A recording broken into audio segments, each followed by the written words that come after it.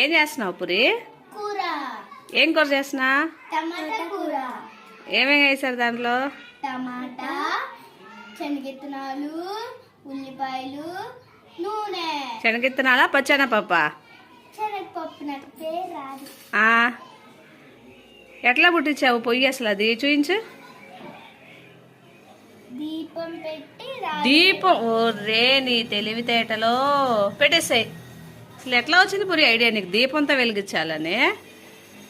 Candy లేదు, దీపంతో మరి అన్నం వండవా దానిలోకి?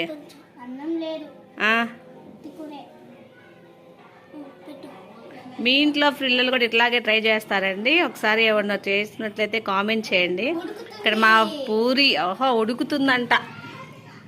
ఓ ఉడుకుతుందిరా.